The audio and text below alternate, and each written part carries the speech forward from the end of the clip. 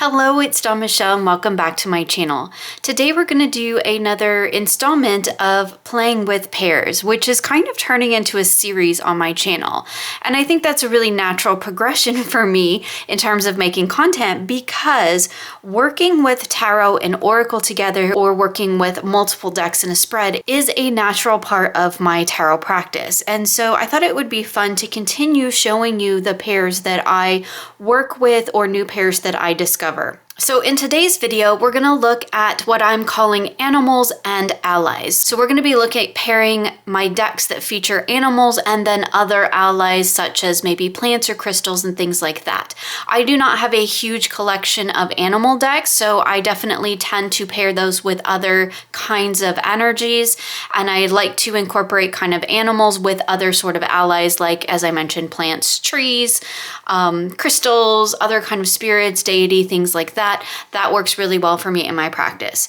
But we're going to start things off with two animal decks, the Brady Tarot and the Urban Crow Oracle. So this is a new pairing that I've been exploring. The Brady Tarot has been in my collection for a couple of months now, but this is really the first time that I've spent any time working with it. And the Urban Crow, I actually did use in October. I used a little bit in November here and there, and then I've brought it back into my practice for December, pairing it with the Brady Tarot. Part of that is because the keywords and the energy of the Crow Tarot really does kind of encompass a lot of things that I think we see in the animal kingdom. It helps me to kind of unlock and maybe create a focus point around the reading, as working with animal decks is really not a huge part of my practice, although I am getting to know that and I am enjoying what I've been doing so far. So here we have nature, that would be kind of our focus, and we have the what I believe is the Ace of Wands with inspiration and the Hermit. So the Brady Tarot also has keywords at the bottom. So I kind of get this 3 keyword thing, which also works pretty well for me. So we have warning between truth and justice. I have been getting some really powerful readings with these two.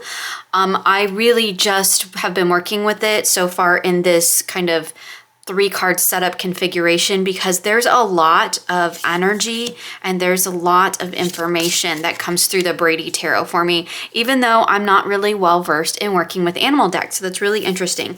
I think it has something to do with the sort of natural landscape of the Brady Tarot. I think Lisa calls it like her National Geographic deck. It like shows animals in like kind of the real world, right? In their real habits, their real sort of environment, and it doesn't anthropomorphize them. It really doesn't glorify them in a sense of, you know, trying to make them all cuddly and cute. It shows the sort of harshness of the real animal kingdom, I think, and it shows the harshness of everyday life living on this planet, as well as the softer, more gentler side of things. So we do get a little bit of that balance there, which I do like. I think that for the most part, these two decks are very balanced together. The Urban Crow has very balanced keywords, and I think the energy of the Brady Tarot shows us kind of the light and shadow of the natural world, which I really do like. So here we have Distraction. It's one of my favorite cards because it has what looks like a little tucker in there with the Son of Arrows and Wealth. So I love this because are we really focusing on what we need to be focusing on, or are we maybe focusing on things that are pulling us away from where our true intentions should lie? So we have Freedom with the World and Overflowing. I do tend to kind of read the Brady Tarot a little bit more in an oracle sense, like the tarot associations are layered underneath that, and they create a really kind of interesting foundation for working with this deck. So I can look at the cards, I can pull in the tarot association as that foundational layer, and then I add the keyword, and then I add the imagery, and it creates this really robust, wonderful reading, which I think is probably why I've been doing it in smaller groups at the moment. because I'm still getting to know this deck. I'm still getting to know its energy and how it reads and how it works for me, at where it wants to live in my practice. And so I've been doing it just a few cards at a time, really focusing in on pairing it with the Urban Crow at the moment, just to kind of help me understand what message it's trying to bring out. So I think they work really well together. In terms of aesthetic, I do think they are quite aesthetically pleasing. There is a lot of a similar color palette across these two decks. We have a lot of very, natural colors. We have browns and grays and blacks and blues and all of those wonderful earthy colors that we see.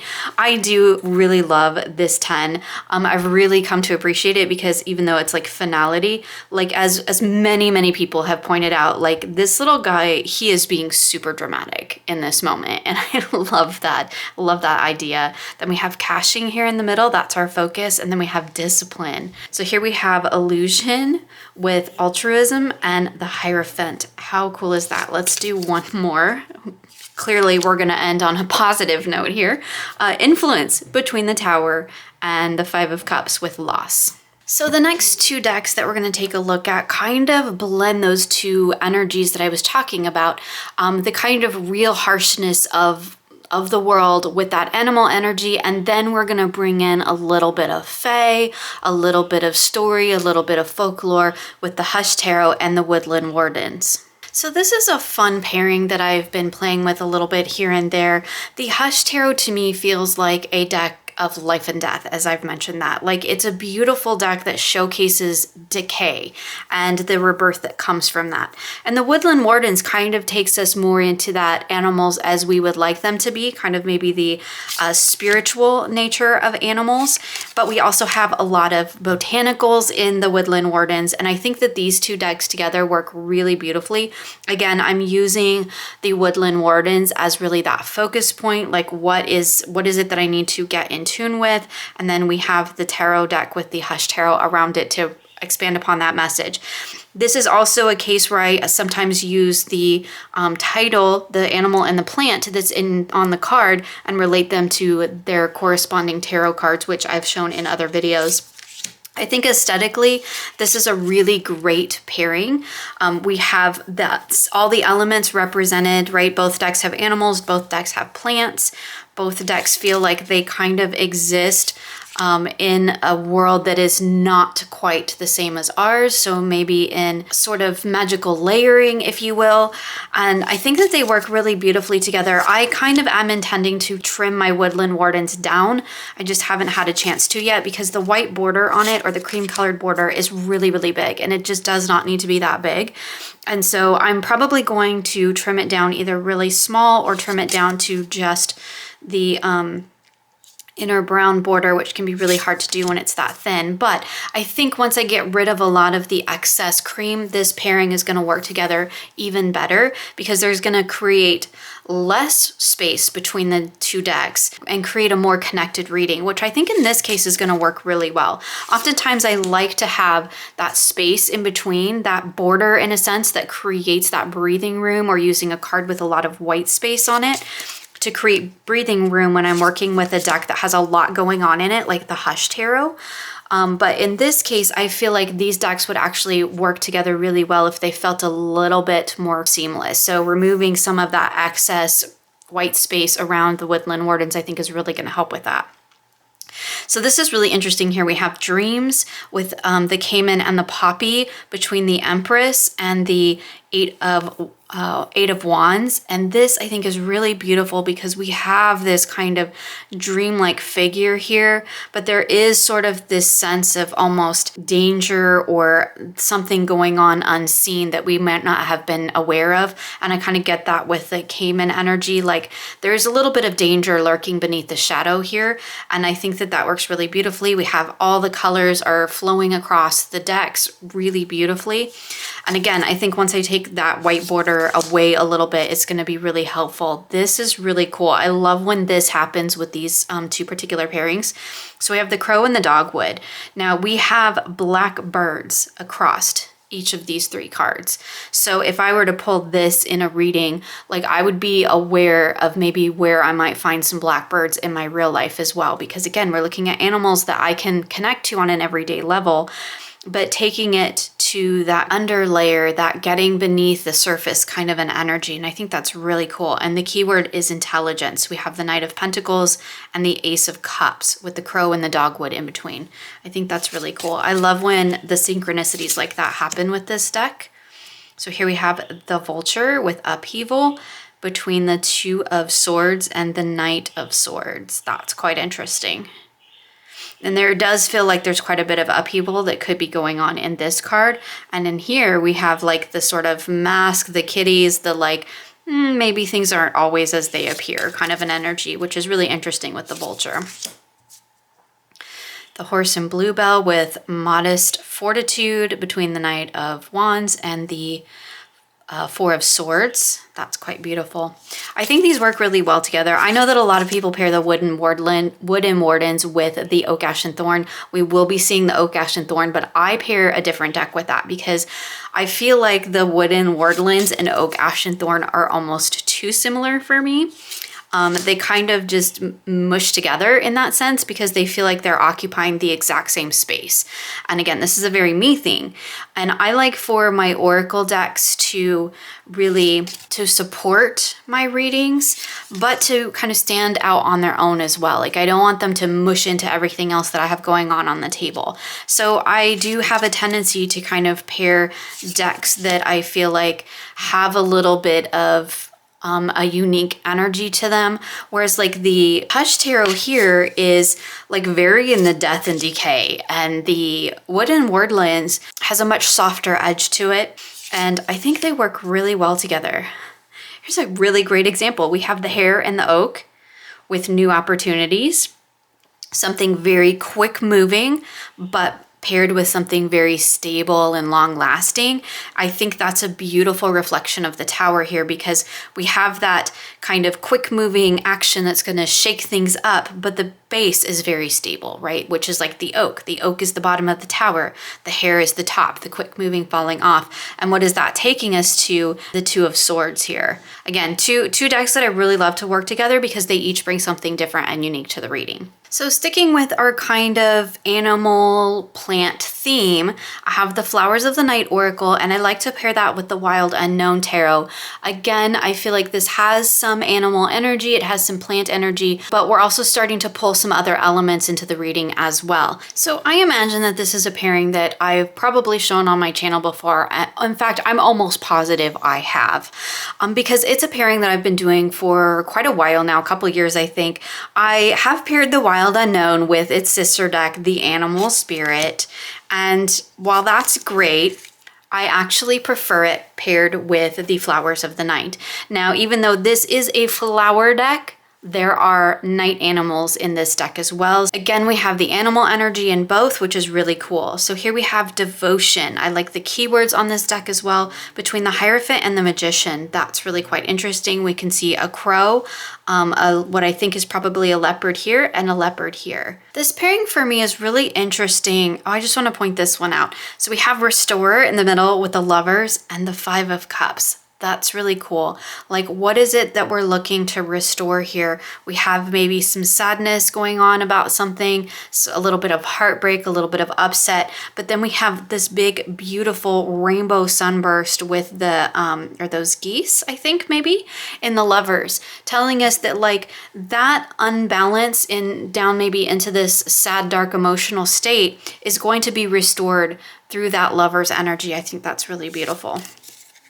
One of the reasons that I prefer this pairing over the sister deck pairing with Wild Unknown is, for one, like I said in the last few pairings, I don't necessarily like my decks to exist in exactly the same world because I feel like they kind of mesh together a little too much. It's like, I mean, it is a cohesive mesh, but it feels mushy to me, for lack of a better way of trying to figure out how to say that. They kind of bleed into each other and they don't stand alone as like a really key focus point, which I get here because these are also kind of opposites of each other. We have the black background in the Flowers of the Night with the light white line work, and in the Wild Unknown we have the white backgrounds primarily, which is accented by the white border. In this case, I think the border serves it well with the black line work. And again, both decks have those pops of color, so we can look at where our eye is drawing to with that. But I love that it creates a really succinct focal point with the Flowers of the Night. It gives me something to really key into, because occasionally I struggle with the Wild Unknown. It doesn't always align for me. It doesn't always make sense. And I think that is because the way that it approaches the tarot is a little bit different. And I feel like the Flowers of the Night really gives me something concrete to hone in on. And then it allows me to expand upon that message with the Wild Unknown. So a lot of times I like to do the Flowers of the Night in the center as my focus card. And then when I have the mini deck, then I can pull 2 oracles on either side, 2 to 3 even, and I get this really beautiful, expansive message. Let me just pull that out so I can show you real quick. So here's my little pocket, and it comes in this little tin here. And I'm just gonna share with you kind of how I would do this. So I would have my single card, and we're still working on a pairing, even though I'm not, you know, doing just three cards. A pairing doesn't necessarily mean a 3-card reading. So I would pull, I could start with 2. I mean, let's just really have some fun with it while we're talking about pairings here. I may sometimes start with 2. I could also pull additional cards from the Flowers of the Night, and that can actually give me past, present, future, and what's in between each, what's sitting in between each of those things. We can also do just 2 cards, what's leading up to our focal point and what's leading away from it. So you can see that with the little mini one, I'm still using the same pairing, but there's lots of different ways that I can actually configure these cards and get more from the tarot and leave the oracle really as that focus point, or as you saw, the focus point in the like past, present, future, or maybe, you know, what's going on now, what I'm leaving behind, what I'm moving into, and then I can use the little mini Wild Unknown to expand around that. So continuing on with our animal/plant tarot deck and an herbal or plant oracle, I have the Forager's Daughter Tarot with the Magickal Herb Oracle. I believe this is also a pairing that I've probably shared on my channel because I've been doing it for quite some time. Now these are 2 decks that I tend to work with more in the spring, and I have been using this pairing since I got the Forager's Daughter Tarot, which is one of my favorite spring decks. And again, I've talked about this pairing before. I love the energy. The palette is very cohesive. Both decks feel very supportive and very nurturing. Again, the energy is super cohesive. I love the Magickal Herb Oracle because it has a really great succinct keyword. We do have a plant energy, but if you look in the background, there's also a white kind of line work drawing that ties us in to what that keyword is telling us. So I love having that aspect in there. So here we have open with the yarrow, and then we have a key. That's the open. So, and it's sitting between the 8 of Swords and the Knight of Wands, right? What do we need to unlock?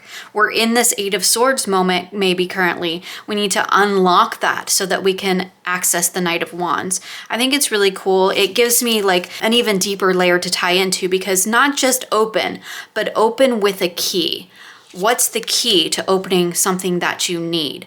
So here we have repair between the 5 of Pentacles and the Ace of Swords, and we have this wrench. So not just repair, but what tool do you need to repair it with? Now, I don't have to pull that into the reading if it doesn't align with what I'm doing at the moment, but I do like that it is asking, you know, it is providing us with an even deeper level to that keyword if we choose to use it. So here we have reflection with the lemon balm between the Hierophant and the 3 of Swords, and there is a mirror in the background. So I think that's really cool. I love adding that additional layer to it.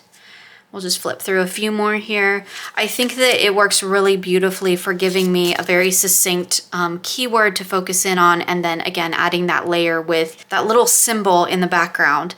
And the Forager's Daughter is just one of my favorite kind of springtime tarots. I love the illustrations in it. I think it's beautiful. I think the way that each card has been depicted is really, really smart. I mean, look at this Four of Cups here. Rather than having 4 actual cups, we have 2 cups. And the reflection of 2 cups here in the water. And I think that's really cool. I just really dig it. I love that Death card too. Enthusiasm between Death and the Lovers. That's kind of funny. I mean, it's awesome. It's awesome too, but it's kind of funny.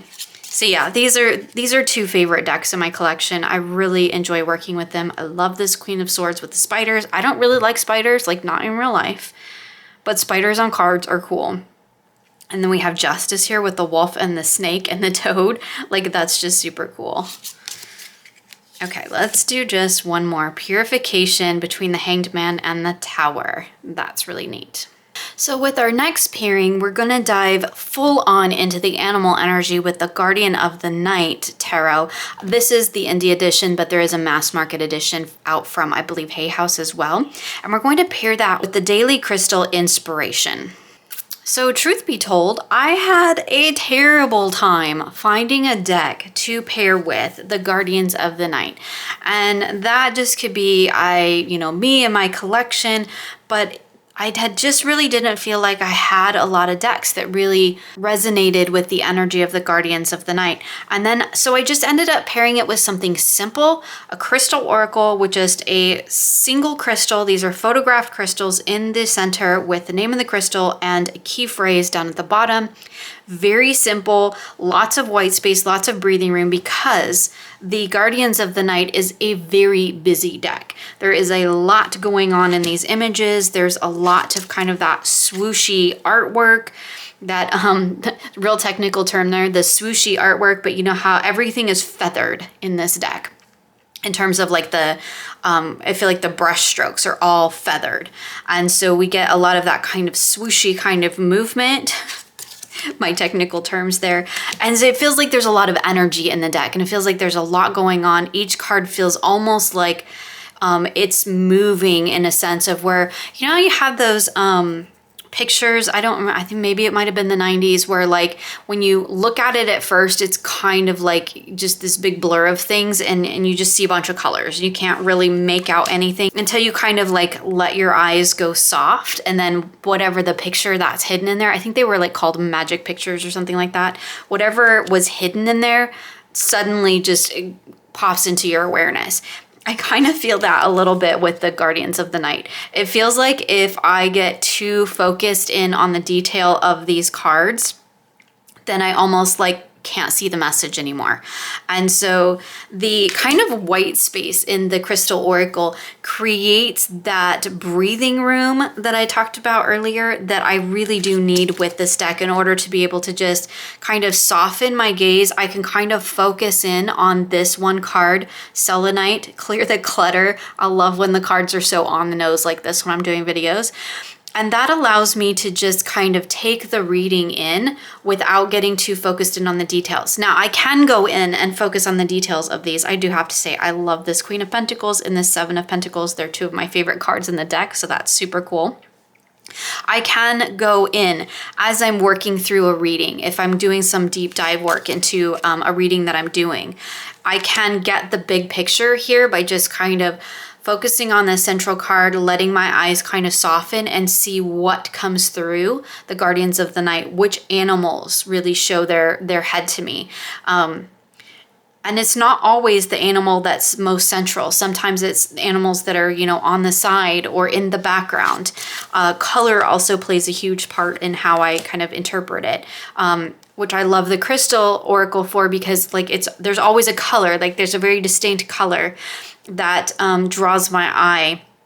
And then I can pull that across the two decks and look like, where in this particular card and this particular card am I seeing that sort of tiger's eye coloring, that maybe tiger's eye pattern. And I see that in the dirt here in the background, which tells me in this card, like, this is about getting grounded into the Queen of Wands energy.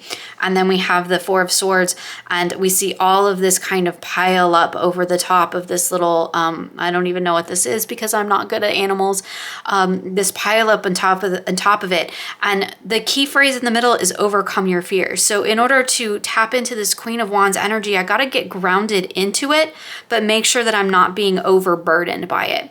Yes, we often see the Four of Swords as the card of rest and taking a moment, right? But this tells me in this configuration, when I'm looking at it in terms of where's the color leading me and what message is coming through those energies that I'm seeing, as well as the animals, that is what I'm also keying into.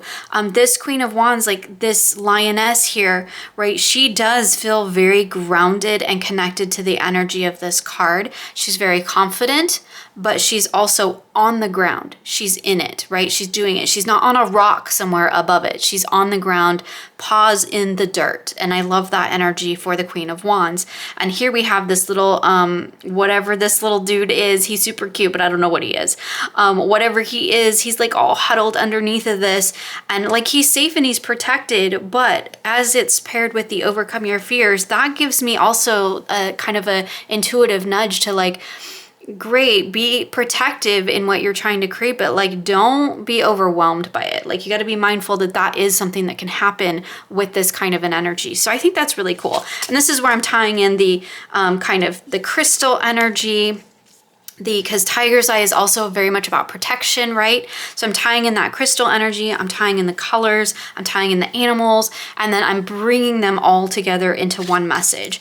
And this again is another pairing that I do tend to work primarily in 3 cards because as of right now, I am still getting to know the Guardians of the Night Tarot, even though I've had it for quite some time.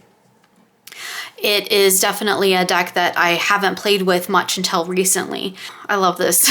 I got distracted by the pairing. That's so funny.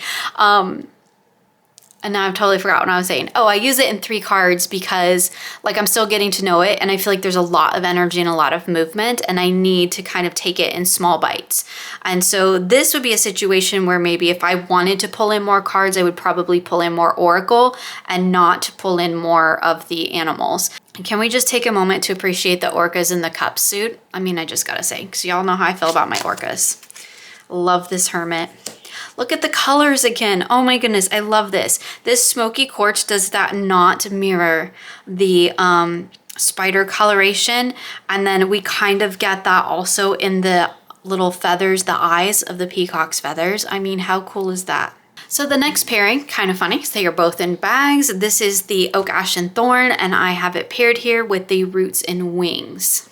So these 2 decks together I think are really cool because we do get animals in the Roots and Wings, but it's not always an animal. So here we're taking the animal energy coming through the Oak, Ash, and Thorn, which also has a little bit of a Fae storybook feel for me. We're pulling it into animals and other energies that we'll see throughout the Roots and Wings.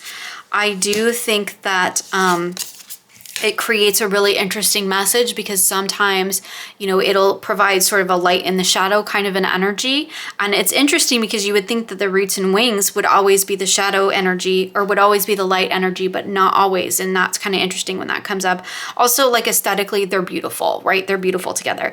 I think the Oak, Ash, and Thorn goes really well with the Woodland Wardens. I've definitely seen that on lots of people's channels. And I think it's beautiful, but I like pairing these 2 together because the Roots and Wings encompasses energies that I'm familiar and comfortable with, like kindreds here. And the Oak, Ash, and Thorn has a little bit of Fae, which I'm not super versed in. Also animals, which I'm not super versed in. And the Roots and Wings kind of creates a comfort zone for me. Like I know what to do with kindreds. And then I can look at the 2 cards and the 2 animal energies that are coming through, the 7 of Swords here and this Queen of Swords, both crows in that sense. And I can look at, you know, how can I relate back to that because I don't really know a ton about crows, right? I'm not really well versed in crow energy. But kindreds is an energy, a theme, and an idea that I do feel like I can deeply connect to. Bound, this is definitely an energy that, right, I feel like I can connect to. I feel like there's many times when I've been bound in my life. Here we have it between the 10 of Pentacles and the Ace of Swords. Again, just looking at the tarot associations, right, I can totally key into that. But we are talking about looking at decks that have animal energy in them specifically. So I am trying to kind of look at that animal energy as well. Like here we have a squirrel with the moon. Now squirrels, like in my experience of like squirrels in the real world, like they're kind of anxious, kind of jittery. And I love that this squirrel is actually kind of just cocooned into this moon energy. We have the void here in the center. Like maybe the squirrel has stepped out of the chaos, the anxiety, the kind of spasticness in a sense of how I see squirrels. Again, I have like no real animal knowledge whatsoever. I'm just going off of little bits that I've learned from working with cards, as well as what I have personally observed in nature. And then look at then this Four of Swords. This crow or this blackbird or raven or whatever it is also tucked in.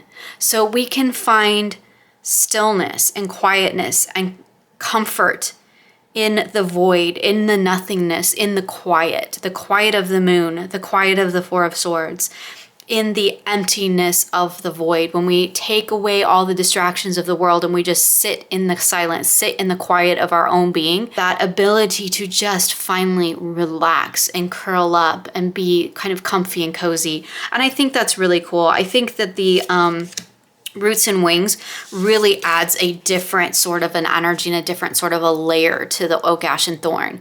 Whereas like when I pair it with the Woodland Wardens, which I don't do it often, I'm still pulling in a lot of animal energy, where this gives me animal energy alongside an energy, for me, is really connected to being at home in ourselves and at home in the world. I think these are really powerful. I really do love working with these decks together.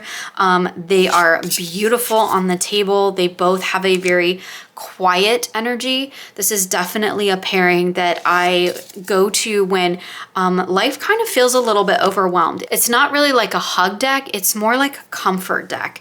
Like the world's a little bit loud and things can be a little bit chaotic. And I can pull these two decks in with their very quiet energy, their kind of whisper in the woods energy that they bring to the table. And they give me the message that I need to really help me kind of navigate times, for me particularly, when I am feeling that overwhelm, when my anxiety might be a little bit high. I will pull in an oracle card from the Roots and Wings, and then I'll pull either 2 or sometimes 4 cards from the Oak, Ash, and Thorn to help me understand how to navigate that space that I'm in and how to come through the other side. So this is definitely a pairing like that I personally use quite a bit when I struggle with anxiety issues, which is something that I definitely have had to battle in a lot more in recent years. So I really appreciate these decks for that, because they definitely give me that sort of cozy, bring me back to center, bring me back to that grounded sense of self, but give me a message to kind of help see my way through that anxious moment. That's definitely not the only way that I work with this pairing together, but it is one of the key ways that I do end up working with these two decks, is really for that stepping through those anxious moments and coming out the other side and regrounding into myself. And I think they work beautifully for that. So let's end on a fun note. I have the Tarot of Curious Creatures with Messages from the Light meditation deck. So this is a really fun pairing that came out of me working with the Tarot of Curious Creatures, which I've mentioned many times on my channel in the last few months because it's totally a good mood deck and I've been using it quite a bit. But I decided to kind of pair that with a bit of a, let's say, more serious oracle, because for me, the Tarot of Curious Creatures so far has just been like It's just tons of fun, and that's great. But I wanted to see, could I really use it for serious work? And not so much serious as in like deep shadow work into like the nitty gritty of my psyche type of a thing, but just kind of like, okay, I want to have some fun, but I also like kind of need something more concrete to focus in on. So I've paired it with the messages from the light because, like, if I have not mentioned this before, like, this is the most versatile deck I have in my collection. I feel like this is an oracle deck that goes with so many of my decks that I can use it for absolutely anything. It has really succinct keywords. The artwork is beautiful. Something about the variety of the artwork, it really goes with just about anything that I throw at it. And that's, I think, super cool. I don't have a ton of oracle decks that I would say are versatile enough that I could use with just about everything in my collection, but this is definitely one of them. So what I was kind of looking at was, okay, I want a fun reading, right? I want to have some fun. I want to bring a little lightness and laughter into my day, but I do want a focal point that feels a little bit more grounded. So less in the let's play, more in the, yeah, let's play, but let's do something with that energy too. So we have power source between the Two of Cups and the Ace of Cups. That's really interesting, right? Where can I bring the potential of the Suit of the Cups, the potential of emotional energy into maybe sharing that emotional state? And there's power in that. Messages from the light does actually kind of lend a bit of weight to the reading. It gives me something to hang to, something real to kind of grasp onto. Like, I don't mean real in a bad way, but like I'm having trouble kind of explaining why this particular pairing works for me. And sometimes that happens, right? Because sometimes it's just something we feel and it's not necessarily something we can articulate into words. But this is an animal deck. It is just a fun animal deck. It's anthropomorphized animals. But I think that there's still something that can be done here. We have group work in the middle with the Devil and the King of Cups. That's quite interesting. And it just gave me something like a little bit more concrete. So it's fun, but it gives me something workable too. And I've not to say that you can't like do a serious reading with the Tarot of Curious Creatures, because you certainly can. I don't want to, discount it as an actual tarot deck. As I've mentioned many times, it's actually my favorite deck by that creator. And I think it works really beautifully to just use as a tarot reading. I've used it in many different occasions. It kind of always tells me exactly what I need to know. So it's like a really straight shooter deck as well, but it also has just this really fun, playful energy. It makes me giggle every time I bring it out, which is fantastic. I think everybody needs a deck that makes them laugh, that brings joy into their life. But sometimes I want that joy, but I want something kind of more concrete to lock it into, or to ground it into would be a better word. And the Messages from the Light meditation deck really provides that beautifully. So it's a really cool pairing, and one I wouldn't have really expected to work, but it really does for me. The Messages from the Light, like I said, creates that kind of grounded energy, something to really focus in on, and then I get that fun, playful energy through the Tarot of Curious Creatures, but I am still getting like a real message, which is great. Like, it's not just a for fun reading. There is always something there for me to learn, to take to heart, to do something with, and I think that's really cool. Like, we have Transmission with the Queen of Swords and the Hermit. That's awesome. Oftentimes the colors really align too. And I love when the colors align. I love when there's color play that I can tie into. Protection with the 10 of Wands and the 7 of Swords. That's interesting. We'll just flip through a couple more here. Family with the Emperor and the 5 of Cups. I think some interesting messages that can be found in this particular pairing. Gratitude with the 6 of Pentacles and the Ace of Pentacles. I mean, that's perfect, right? Awakening with the 10 of Cups and the Fool. Let's do one more. We've got Integrity with Death and the Knight of Cups. So there we go, another round of playing with pairs, this time looking at animals and their allies. As always, you'll find links for everything that I've shown here in the description box below. Thank you so much for hanging out with me today, and I look forward to sharing with you again soon.